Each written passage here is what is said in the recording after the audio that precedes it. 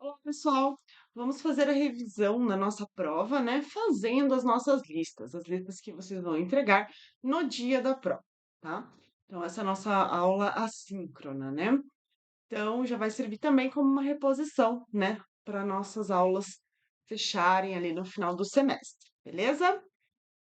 Então, vamos lá, né? Então, vamos começar com a lista um, tá? Sei que tem algumas perguntas que elas acabam se repetindo, né? Ou são muito parecidas e tudo mais, mas a ideia, né, é também reforçar alguns conceitos, né? Então, começando, né, pela número um, quais são as duas grandes áreas da economia, né? Micro e macro, né? A microeconomia e a macroeconomia. Dê um exemplo de questões que cada uma estuda. Lembrando, né, que a micro, né, ela vai estar ligada ao estudo do quê, né? As unidades consumidoras, né? Consumidores, empresas, de uma forma mais individual, né? Enquanto a macro vai estar relacionado ao estudo de variáveis mais agregadas, né? Como nível de preço, inflação, nível de emprego, né? Então, um exemplo, né? Trazendo um exemplo para micro, a teoria do consumidor é uma teoria microeconômica, né? Ela vai trazer a ideia das decisões de consumo, como os nossos agentes econômicos, indivíduos, né, e famílias, né, se comportam, né, na questão da preferência, de como ela vai consumir, como que vai, qual preço estará disposto a pagar, isso tudo é questão da micro. Já na macro, um exemplo é a questão do efeito das políticas públicas na própria economia. Como o aumento da taxa de juros vai influenciar o nível de emprego da economia, né? Isso é uma questão ligada à macro, né? Como o aumento da taxa de juros pode influenciar a velocidade que nós consumimos, né? Ou a velocidade mesmo da transição de moeda, né? Esse tipo de coisa também está ligado à macro. Mas qual que é o ponto principal aqui para fixar, né, a ideia? Micro é o estudo mais focado, né, nas unidades consumidoras, empresas e famílias, enquanto a macro analisa variáveis mais agregadas, né? Então, essa é a grande diferença, beleza? Então vamos à questão 2, né? Questão 2 está trazendo a ideia dos princípios ligados às decisões, né? Quais são eles? São os primeiros quatro princípios, né? Esses quatro princípios vão trazer que ideia, né? Vão trazer a ideia primeiro, né? O primeiro de todos, né? As pessoas enfrentam o trade-off, né? O trade-off, que é a própria quê? Situação conflitante, né? Porque o trade-off, né? Que é a situação conflitante. Essa situação conflitante, ela tá ligado à escolha, certo? A escolha A ou B, né? Decisão A ou B, tá? Aí nós temos o segundo princípio que está ligado ao custo de oportunidade, a própria definição de custo de oportunidade, certo? Onde o custo de alguma coisa é aquilo que você desiste para obtê-lo, né?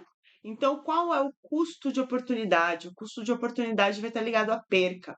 Se eu escolho B ao invés de A, custo de oportunidade é tudo que eu estou perdendo por escolher B, ou seja, tudo que eu ia ganhar ao escolher A, né?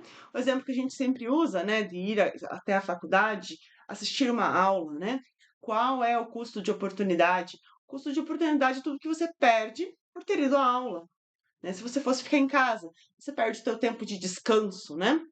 Então, se você fosse trabalhar, você está perdendo o tempo que você ia trabalhar, né? A remuneração que você ia trabalhar, né?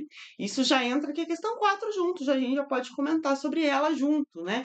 No custo, do custo de oportunidade, ao falar sobre o custo de oportunidade, né? Porque neste caso aqui ele fala um custo de oportunidade monetário e não monetário, né? O custo de oportunidade de vocês não irem para a aula pode ser considerado um custo não monetário, né? Onde vocês vão deixar de aprender, né? Vão ganhar a falta, né? Vocês estão ligados a tudo que vocês perdem. Então, vocês escolheram ficar em casa, vocês perderam isso. A situação fará o contrário. Eu escolhi ir para a faculdade, o que eu estou perdendo é um custo, posso falar que foi um custo não monetário também. Eu perdi o meu tempo de descanso. Só que se ao invés de ficar em casa, você fosse trabalhar, né? Não ir para a faculdade ou ir trabalhar, né?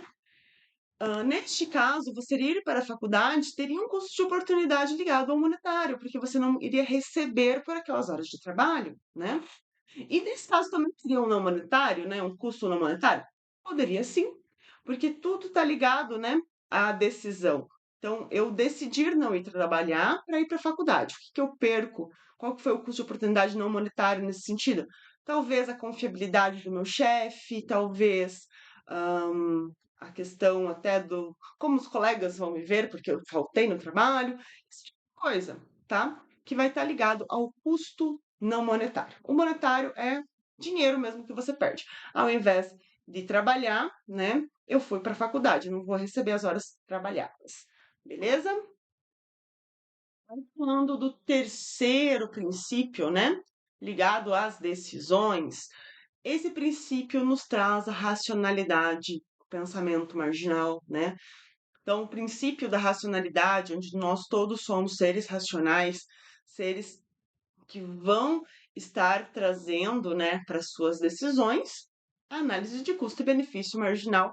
E iremos tomar a melhor decisão possível para atingir os nossos objetivos, tá? Então, esse princípio está ligado, né, a essas questões, ao benefício e ao custo marginal, tá, da decisão. Né? Quando a gente fala em benefício e custo marginal, qual que é o benefício marginal de ir para a faculdade ao invés de ficar em casa?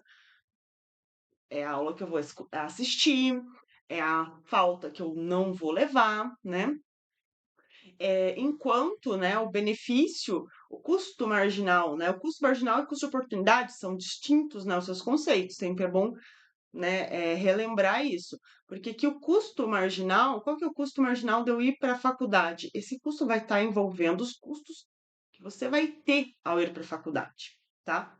Ah, eu vou ter o custo do tempo que eu fico no trânsito, o custo do transporte, o dinheiro que eu vou pagar para jantar na faculdade, isso tudo é o custo envolvido na tua decisão, tá? Então, enquanto o custo de oportunidade foca no que você perde, o custo marginal, ele está associado ao que você está fazendo, né? A sua decisão ali, os custos envolvidos na sua decisão, bem como o benefício marginal também está dentro dessa ideia, tá?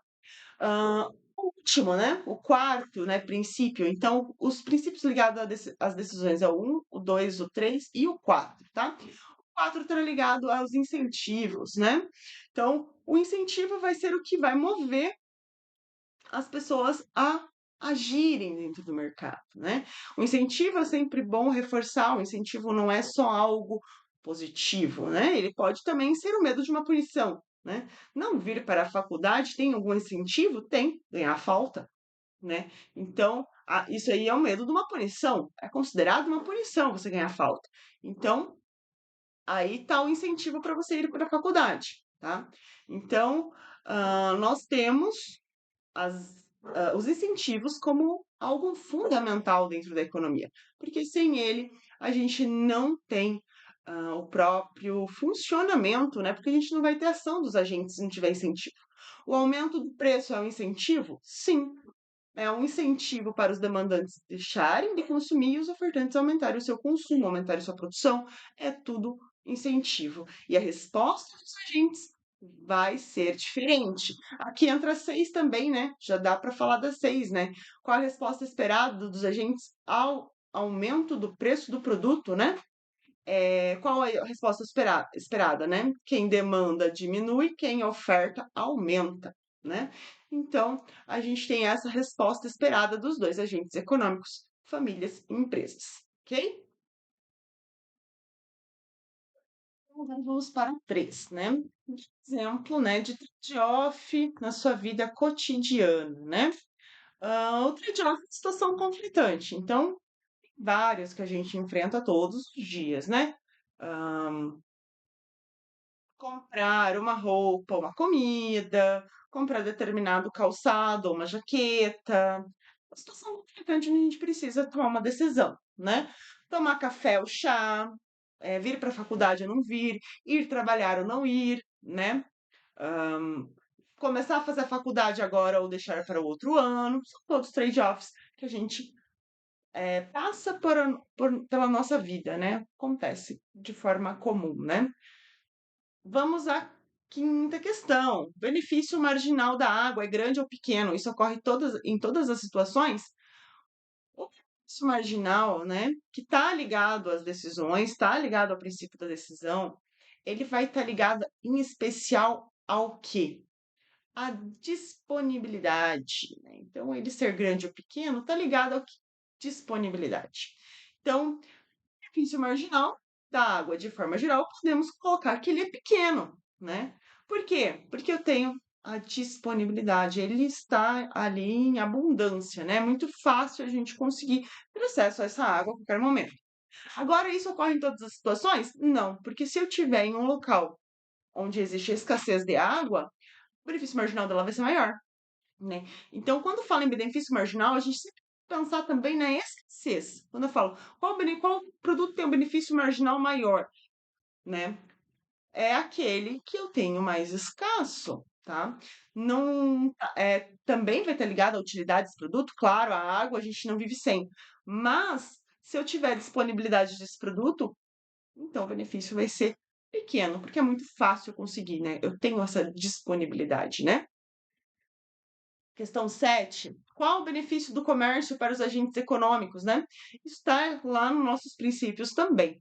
E esse princípio, ele está ligado à ideia que o comércio, né? Aquele o comércio é bom para todos, né? E por quê?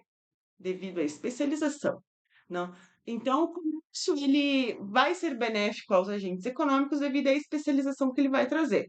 Isso sustentado com a teoria do Adam Smith, que traz a ideia do comércio sendo desenvolvido tem uma especialização dentro desse comércio que vai trazer melhor mercado consumidor para todos, né? Isso, e esse desenvolvimento também vai trazer mais investimentos, mais empresas.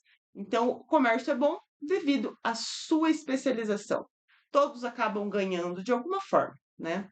Essa é a ideia por trás do nosso princípio ligado ao comércio. Todos vão ganhar de alguma forma, uns menos, outros mais. Mas o comércio é bom porque vai especializar. A especialização vai, né, trazer o desenvolvimento de forma geral, tá?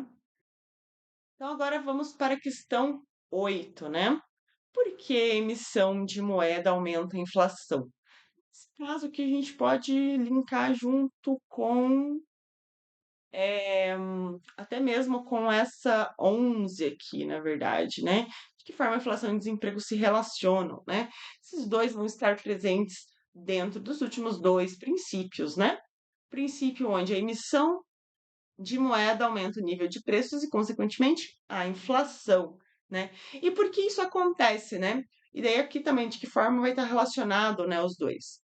Porque quando eu aumento aqui, né, vamos aumentar a moeda, né, dentro dessa economia. Quando eu aumento a moeda, eu tenho uma maior disponibilidade monetária. Essa disponibilidade monetária vai aumentar a renda, aumenta a renda está aumentando, né? No momento que a renda aumenta, a gente faz o quê? A gente aumenta o nosso consumo, aumenta o consumo. O nosso consumo, o que acontece com os preços, né? O preço aumenta. Que nesse ponto aqui que a inflação começa, né? Olha a inflação começando aqui. Quanto maior, né? Os ofertantes, eles vão aumentar a oferta de produtos. Afinal de contas, né, o preço está maior, vou querer ofertar o máximo possível nesse mercado, ainda mais porque os meus consumidores, eles estão querendo consumir, né? Eles têm dinheiro para isso, porque eu aumentei aqui a renda, né? Estou aumentando a disponibilidade monetária, que está aumentando a renda. Então, daí, nesse caso aqui, o aumento da oferta vai levar a uma queda no desemprego. Por que uma queda no desemprego? Porque se eu estou aumentando a minha oferta, eu não preciso produzir mais. Se eu preciso produzir mais, então o desemprego vai diminuir nesse primeiro momento. Só que se eu continuar aumentando o nível de moeda, aumentando o consumo, esse preço aqui vai continuar aumentando. Esse preço vai continuar aumentando, a inflação vai continuar aumentando. Ao ponto em que a gente está com uma inflação tão alta que a gente não consegue mais pagar as coisas. Não conseguimos mais pagar. Então, neste momento, nós começamos a ter, né, os choques dentro da demanda. E esse choque vai ser com o quê? Com uma queda na nossa demanda. A demanda começa a diminuir. porque eu não quero mais consumir, não, é porque eu não tenho dinheiro suficiente para isso. Porque o meu dinheiro começou a perder o valor por causa da inflação. Meu dinheiro não vai pagar mais tudo que eu preciso. Quando começa a cair a demanda, o que que eu preciso fazer? Eu preciso ajustar minha oferta. Porque não adianta, como eu vou ficar produzindo, se não tem mais demandante? Então a gente derruba a oferta, começa a diminuir a oferta. E qual é um dos artifícios para diminuir a oferta do produto? Eu, como ofertante, diminuir produção. Como eu diminuo produção? Um dos principais pontos vai ser mandar pessoas embora. Então, aqui daí começamos a aumentar o nosso desemprego, né? Então, dessa forma aqui, tanto que a emissão de moeda, por que que a emissão de moeda aumenta a inflação? Devido a isso. De que forma a inflação e o desemprego se relacionam? Dessa forma. Quando a gente começa a ter um aumento do nível de preços, que está relacionado ao aumento de consumo, isso a inflação já está aumentando. A inflação já existe aqui. Ela, em um primeiro momento, vai nos dar uma queda no desemprego, né? Se continuar dentro dessa realidade, se continuar aumentando o preço, continuar aumentando o consumo, a inflação vai continuar aumentando ainda mais, e daí a gente vai ter aumento do desemprego. Porque daí a gente vai ter que diminuir a produção, porque não vai dar mais para a gente consumir conforme gostaríamos, né? Então, agora nós vamos para a nona pergunta. Como o governo pode melhorar os resultados do mercado, né? Então, o governo pode melhorar os resultados do mercado atuando nas falhas de mercado, tá? O governo também deve garantir a propriedade privada, né? Entre as falhas de mercado, a gente falou de duas especiais, né? Externalidades e poder de mercado. Então, nós temos que o governo deve intervir quando ocorre a externalidade. Se ela for negativa, ele deve trazer artifícios para, né, extirpar ou mitigar, né, os efeitos dessas externalidades negativas. Enquanto se ela for positiva, ela deve ser incentivada. Qual que foi o exemplo que a gente usou, né, para externalidade negativa, uma empresa poluente? O governo deve trazer leis que vão regulamentar, medidas compensatórias, eh, regulamentações que tragam mudança no processo produtivo para melhorar a situação dessa poluição, né? Para melhorar daí também a qualidade de vida de pessoas que vão morar próximo, né, a essa fábrica, a essa empresa e que estão ali, né, tendo sua saúde prejudicada com a poluição que está acontecendo. O exemplo da externalidade positiva, né, o efeito que acontece quando a gente tem uma escola muito boa uma escola pública muito boa em um bairro pobre, né? Tipo, isso vai afetar de forma significativa, né, a própria violência no local, né? Porque se a gente tem crianças que ficam mais tempo dentro da escola, a gente começa a ter uma população que vai ficar mais tempo dentro da escola, mais anos de estudo, melhor preparado, não vão estar na rua, vai ter menos evasão. Isso vai levar a uma queda da marginalidade, vai levar a um aumento do nível de renda, e o governo deve entrar ali para aumentar, né, essa externalidade positiva que está gerando, questão do poder do mercado. O governo deve regulamentar e trazer leis para que empresas não tenham uma parcela muito grande do mercado, um poder nesse mercado. O poder de mercado sempre será caracterizado pela uma forma que ele pode influenciar preço, né? Esse do poder de mercado a gente vai ver bem em estruturas do mercado, vai ser bem legal essa ideia de como que acontecem essas estruturas e algumas precisam existir, mas de forma geral o poder de mercado ele precisa ser sempre muito assistido de muito bem de perto, digamos assim, pelo próprio governo, tá? A ideia da produtividade, a produtividade é importante para a economia? Sim, muito, né? Por quê, né? Porque a gente tem o nosso princípio lá que fala sobre o padrão de vida, né? De uma população, ela vai estar ligada à capacidade de produção que ela tem. Quanto maior, melhor, né? Aqui a gente tem aquele nosso princípio que traz essa ideia que uma indústria bem desenvolvida, né? Um processo produtivo bem desenvolvido, vai trazer um padrão de vida mais elevado para as pessoas, principalmente devido à necessidade de uma mão de obra mais qualificada, um aumento da tecnologia sendo desenvolvido e tudo mais. Esse é um dos princípios que a gente sempre tem, né? Aquele ponto de exclamação, na verdade, bem grande, onde não podemos colocar ele, né? Colocar ele ali como incontestável. Nós precisamos de outras variáveis para verificar se realmente isso está acontecendo, né? Então a gente não pode colocar somente ter uma boa produtividade, somente ter uma indústria bem desenvolvida, com a necessidade de mão de obra mais elevada, mais qualificada, mais cara, vai nos dar um bom padrão de vida para a população. Só dizer isso não. Nós precisamos verificar outras variáveis para ver se essa situação se verifica, né? Se ela realmente está acontecendo, tá? E daí agora nós temos aqui as questões do fluxo circular da renda, né? Agora nós passamos para outra lista, porque tem o esqueminha, daí eu já respondo essas aqui, ó, olhando o esquema, né? Mostrando para vocês o esquema completo, né? E também as outras questões que estão na lista 2, tá? Vamos para a lista 2, tá? Essa primeira aqui, a gente comenta ali no final, mas a gente está falando praticamente de todos os princípios nas listas, né? E vai ser pedido todos eles, né? Então, quais são os 10 princípios? Você precisa ter uma ideia geral de todos eles, né? E a gente fala de todos eles na lista também, né? Mas vamos iniciar com a 9 aqui, tá? Com o fluxo circular da renda, né? Porque a gente tem umas perguntinhas ali que está na outra lista.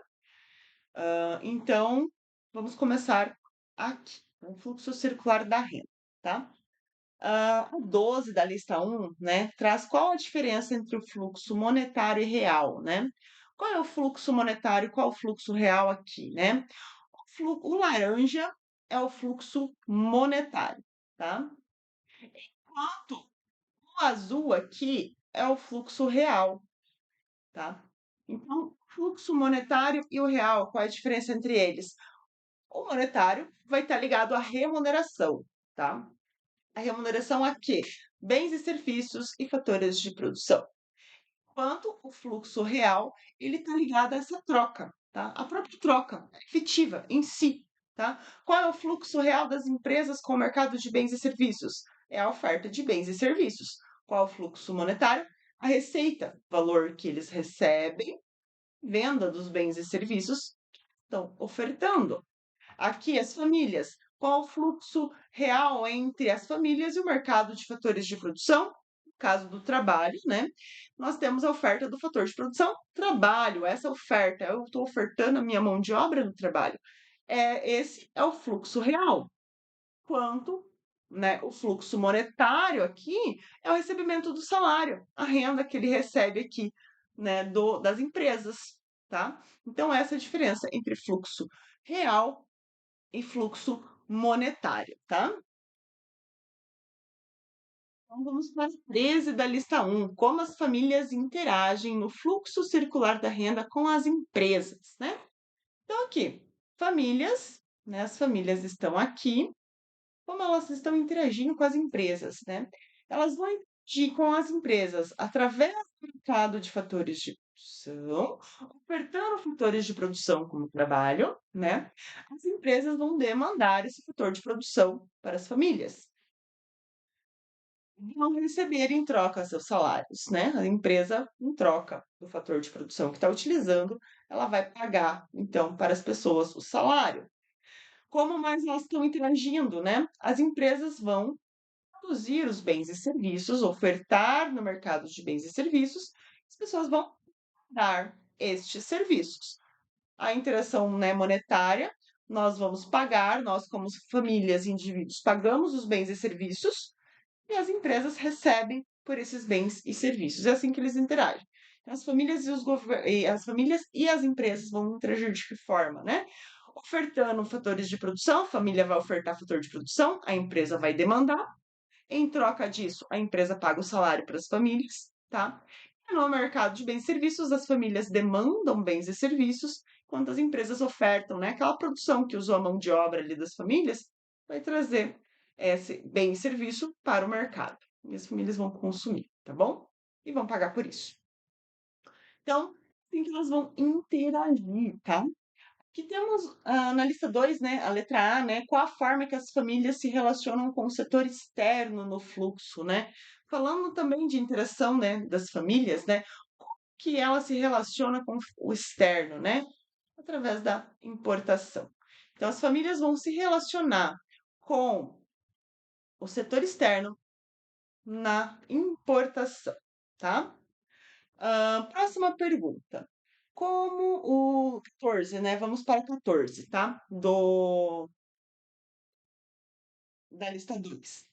Envolve o fluxo, para o fluxo os impostos recebidos. Aqui, ó. Tá recebendo tributo.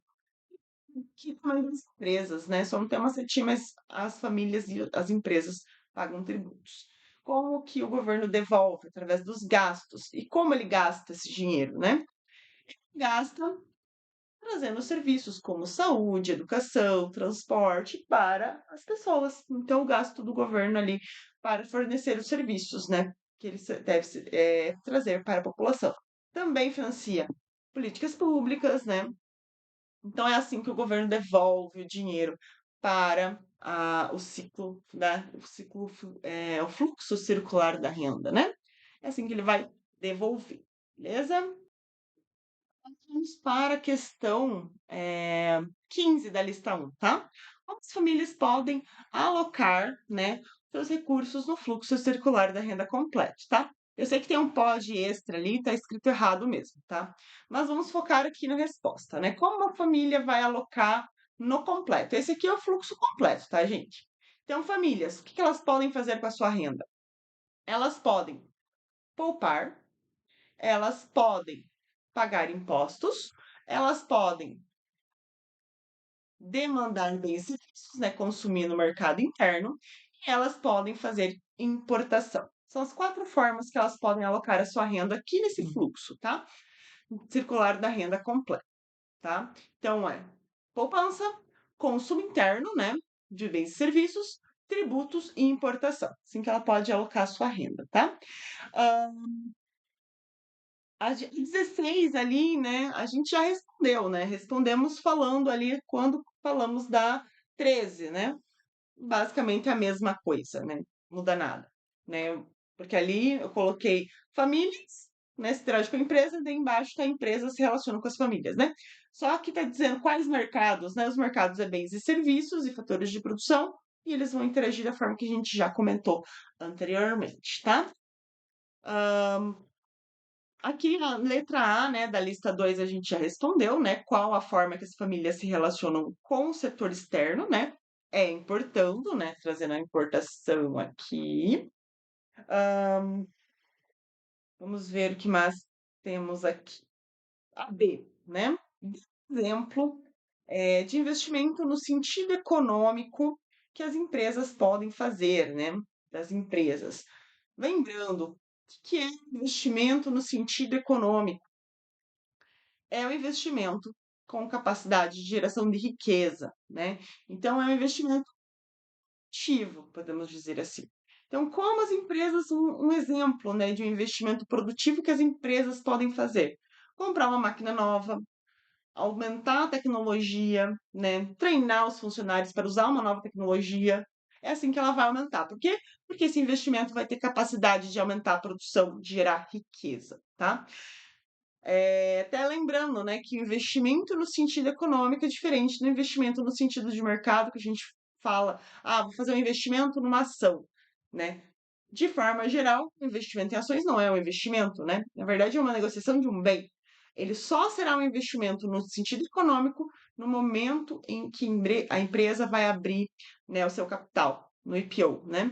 No momento em que ela abre o seu capital e essas ações são compradas, né, na primeira venda que o dinheiro é transferido para as empresas, daí nesse momento sim o investimento no sentido econômico, porque esse dinheiro tem a capacidade, né, de ampliação de produção. Esse dinheiro pode ser utilizado para ampliar, né, a riqueza, né, pode trazer maior produtividade, tá? C, da 9, tá? Da lista 2. A remuneração dos empregados é uma receita ou uma despesa para as empresas, tá? Isso que é interessante. É uma receita ou uma despesa? A empresa, né, vai demandar o fator de produção, em troca, ele vai pagar para o funcionário, né? Tudo que eu estou pagando como empresa no processo produtivo vai ser receita, né? Vai ser despesa. Da onde sai a receita? Da venda dos produtos, dos bens e serviços que a gente produziu, tá? Que a empresa produziu, tá?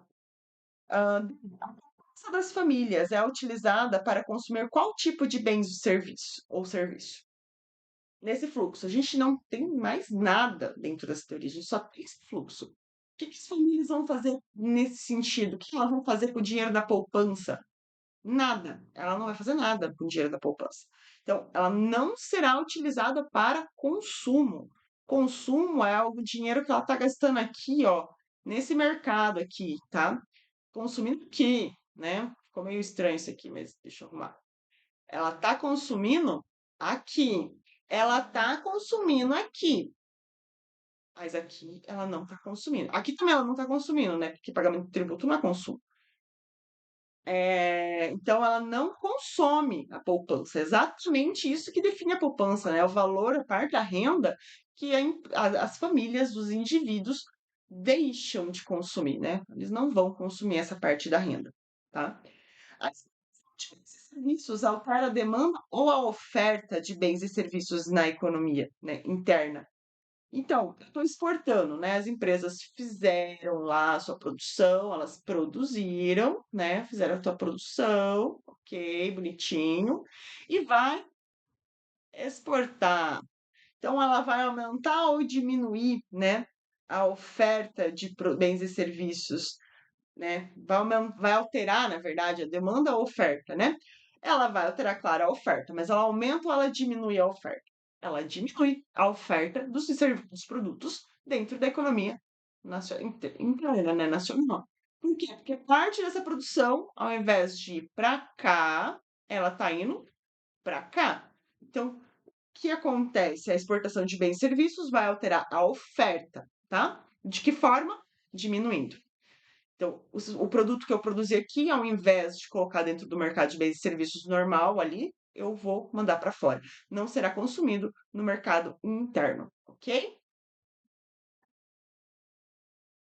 Aí a próxima, né, que é a F, ela também acaba estando ligada com a E, né? Se ocorrer um grande aumento na exportação, o mercado interno sofre alguma alteração? Sim, acabamos de falar, né, que o mercado, a empresa vai produzir e vai mandar essa produção, ao invés de mandar para cá, vai mandar para cá, né? Sim, vai sofrer, porque a gente vai sofrer sim uma alteração, né?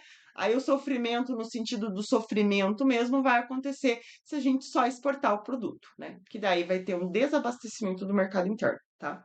Mas um grande aumento na exportação faz o mercado interno ter uma uma escassez de oferta de produtos, né? Que pode vai acabar levando a um excesso de demanda, né? Todo mundo vai querer comprar, mas não tem produto, porque o produto está sendo produzido e mandado para o mercado externo. Então, a alteração, né? O que vai acontecer? Vai acontecer um desabastecimento do mercado interno. G. O governo pode alterar os valores de importação e exportação? Sim, o governo pode, através de que tipo de política? Imposto, né? Imposto e regulamentação também, né? Não é só imposto, né? Não é só dizer, o imposto para trazer produtos, né? Para importar é mais caro, ou o imposto para você exportar o produto que você está fazendo vai ser mais caro, né? Para incentivar você a deixar esse produto no mercado interno, né? Na verdade, a gente tem também que algumas regulamentações, né? Como, eu vou ter uma política que vai barrar um produto argentino no Brasil. Não pode mais a gente ter dentro do país doce de leite argentino, por exemplo. Por quê? Porque tem um ingrediente ali que a Anvisa não libera. Isso pode acontecer. Daí aqui vai ser uma política pública, uma regulamentação, onde vai alterar o valor, né, da importação desse produto aqui para o Brasil, tá? A questão da matéria-prima também pode estar associada a isso, né? O governo, ele faz algum tipo de imposto onde exportar determinada matéria-prima para outro país se torne mais caro, né? Então, isso vai trazer, né, um efeito, né? Não só do imposto, né? Na verdade, a questão de limitação da exploração também, né? Para trazer algo diferente de imposto, né? Uma limitação da exploração, né? Tipo, você tem uma área ali que você pode explorar, o governo vem em regulamento e fala, não, você pode explorar 20% menos dessa área para tirar essa matéria-prima. E essa matéria-prima basicamente é exportada. Então, nesse momento, a gente tem uma alteração também.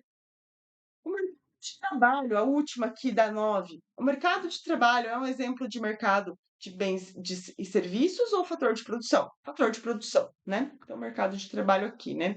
Onde a gente oferece a nossa mão de obra, onde a empresa demanda, né, nossa mão de obra, contrata a nossa mão de obra. Beleza? Então, essa vai ser a nossa 9, né? Fechando a 9 e as últimas questões também da número 1. Então, pessoal, para finalizar nossa lista, né, vamos falar dessas últimas questões aqui da lista 2, né? Primeiro, os princípios da economia e as categorias. Os princípios, né, a gente falou praticamente todos já, mas vou destacar aqui as categorias, né? São divididos em três categorias, tá? Como as pessoas, né, elas tomam as suas decisões, né?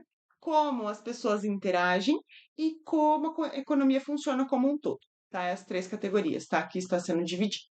E tem os 10 princípios que a gente falou de todos eles praticamente, né? E eu vou pedir eles na prova também, todos eles, tá? Mas não vou pedir assim, o princípio, existe um trade-off, ele está em qual categoria? Isso provavelmente não vai entrar, mas um pouco mais, né, focado, né? O trade-off, o que vai ser o trade-off? Identifique o trade-off, né? Então, mais nesse sentido. 2, o benefício marginal do alimento é grande ou pequeno? Mesma ideia que a gente teve na outra lista ali falando sobre a água. É grande ou é pequeno? Para nossa situação aqui, pequeno, né? Mas por que que ele é pequeno? Porque nós temos disponibilidade. Então, o benefício marginal do alimento é grande ou pequeno? Depende do que? Da disponibilidade. O que é custo de oportunidade também, já falamos sobre isso, né? Então, a ideia é que o custo de oportunidade é tudo que você perde, né? Então, custo de alguma coisa, né? Custo de alguma coisa é tudo que você abre mão para obtê-la. Isso é a definição de custo de oportunidade. Então, tipo, é o que você abre mão para você poder ter a outra coisa, né? Então, isso tá o custo de oportunidade sempre estará ligado à perca. Um exemplo, ao invés de deixar aquela área preservada, eu vou plantar alguma coisa nela, né? É, ter essa decisão, né? Ao invés de deixar ali parada aquela área para preservação, vou plantar. Daí eu escolho deixar essa área sem plantar nada, ali preservada. Qual o custo de oportunidade? Tudo que eu vou perder. Tudo, o dinheiro que eu ia ganhar na produção do produto ali é o custo de oportunidade. E se for o contrário, eu decidi desmatar e plantar soja, né? Qual será o custo de oportunidade, né? O que você vai causar ao ecossistema, né? Que vai ser ligado ao que você vai estar gerando alguma coisa. O que você está perdendo, né? Se você desmata e vai fazer, talvez ah, um lago que ficaria limpo, não mais, um rio que tinha uma nascente ali e acabou acabando com aquela nascente. Você vai perder o que você vai perder se você desmatar. Vai estar ligado ao custo de oportunidade. 4, o aumento da disponibilidade monetária através da emissão de moeda causa qual efeito na economia no curto e no longo prazo? Já falamos sobre isso, né? Bem explicadinho ali na parte da lista 1, né? Mas o que acontece no curto prazo? A gente aumenta a demanda, a gente aumenta o consumo, a gente aumenta o emprego, né? O emprego aumenta devido, né, a esse aumento da oferta e do consumo. No longo prazo, se continuar, né, nós vamos ter desemprego e uma inflação alta, né? Não quer dizer que aqui já não tem inflação, mas ainda está começando, né? Então, desemprego, né, aumento do desemprego e inflação aqui, né, para o longo prazo, né? No curto prazo, o primeiro choque sempre vai ser bom, né? Primeiro choque é aumento de consumo, aumento de oferta, aumento de emprego, diminuição do desemprego devido a isso, tá? Porque os incentivos são cruciais para o funcionamento da economia, né, do mercado, né? Por quê? Porque é através deles que a gente age. O agir dos agentes econômicos vai estar ligado a um incentivo, né? Ou a sua perspectiva de ganhar alguma coisa, ou medo de ser punido por algo, né? Então, os incentivos são cruciais porque é através dele que os agentes econômicos tomam as suas decisões dentro do mercado, são os motivadores das decisões, tá? É, a 6. Descreve a interação dos agentes econômicos em uma economia de mercado e uma economia centralizada. Essa é bem interessante, essa pergunta. Então, como será a interação dos agentes em uma economia de mercado, né? Ela será livre, né? Os agentes vão ter total liberdade de interação, né? E determinando, assim, oferta, demanda e preço de mercado, tá? Então, vão ter essa interação, os agentes vão interagir. Como que nós interagimos no mercado, né? Aumentou a temperatura e eu vou consumir mais sorvete. Eu estou interagindo com o mercado. O meu aumento do meu consumo de sorvete, o aumento da minha demanda por sorvete, é uma interação com o mercado, com os ofertantes que vão aumentar a oferta de sorvete e possivelmente, talvez, provavelmente, o preço também, porque está aumentando a demanda, tá? Economia centralizada, a interação é restrita, né? Ela vai estar ligada a um agente, né? O único, uma instituição ou governo que vai determinar os caminhos, digamos assim, de oferta e demanda. Então, os agentes econômicos, eles não vão interagir diretamente, né? Eles vão estar interagindo de uma forma mais distante, né? Não tem uma interação direta, né? Vai ter uma interação dos agentes econômicos com a instituição, o governo que está controlando essa economia, né? 7. O governo deve atuar quando ocorre uma externalidade positiva. Ele deve fazer o quê, né? Ele deve incentivar esses efeitos, deixar esses efeitos ainda maiores, né? Porque essa externalidade positiva está gerando um bem-estar social, né? Para uma população. Então, o governo deve incentivar, deve trazer mais ferramentas para que essa externalidade, além de aumentar, ela permaneça, né? Continue acontecendo. Como exemplo da escola pública em uma região pobre. O governo deve incentivar os efeitos benéficos que está acontecendo ali, aumentando o número de vagas, melhorando a infraestrutura da escola, trazendo programas que vão trazer alguma recompensa para os professores que estão desenvolvendo, né, toda esse ambiente escolar, né, esse tipo de coisa, tá? A 8, né, bem fácil essa aqui, né, reação esperada dos agentes aos incentivos, aumento do preço de venda do tomate, o preço de venda aumentou, a demanda vai diminuir, não aumentar, né? A demanda diminui, o ofertante vai aumentar a sua oferta. Com isso, ele aumenta o emprego na sua lavoura de tomate, né? Queda no imposto de um produto, a demanda vai aumentar, né? Porque o imposto está diminuindo, né? Que é interessante, porque não necessariamente a oferta vai diminuir, né? Não necessariamente. Por que não? Aqui a oferta, né, ela pode se manter, né? Não necessariamente ela vai diminuir. Por quê? Porque se for só um imposto, né, se mantém, né? Está escrito errado isso aqui. Não esquece. Essa, essa oferta ela pode se manter igual, tá? Por quê? Porque caiu o imposto do produto. O produto ele vai continuar, né? O preço, né? O imposto também vai depender aonde que esse imposto estava, né? Se esse imposto ele vai estar sendo pago direto pelo consumidor ali, ou se ele vai estar sendo pago pelo produtor, mas de forma geral vai aumentar a demanda, esse produto vai ficar mais barato no mercado. A oferta, é possível que a oferta aumente também, porque como vai aumentar a demanda, né? Então, a resposta da oferta também vai ser um aumento, tá? Então, esse aqui seria uma questão assim que eu não vou colocar uma questão que pode trazer essa ambiguidade na prova, não. Mas é uma questão interessante, porque a queda do imposto do produto não necessariamente vai diminuir a sua oferta, né? Vai aumentar, pode ser que aumente a oferta, vai diminuir o imposto, vai aumentar a demanda dele, né? Então, esse resultado ele vai depender também de outras variáveis, como que tipo de produto que é e tudo mais, né? Onde esse imposto está, né? porque esse imposto pode estar no consumo, esse imposto pode estar na matéria-prima, né? Então também tem tudo isso.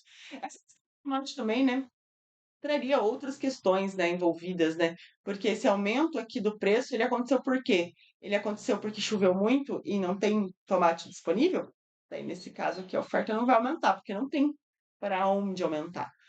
Mas também é uma questão que daria uma resposta um pouco ambígua, né? Então, esse tipo de questão a gente não vai ter na prova. E a última, para finalizar, 10. Qual a importância da propriedade privada no desenvolvimento da economia? Muito importante. Afinal de contas, sem propriedade privada, nós não temos investimento. Então, sim, ela tem uma importância ímpar, digamos assim, dentro do desenvolvimento da economia, porque sem ela a gente não desenvolve, a gente não tem investimento, a gente tem incentivo ao investimento também. Beleza? Então é isso. Questão da nossa revisão, né, das questões está aí, tá? Se tiver alguma dúvida, podem enviar, tá? Pelo Class mesmo, tá?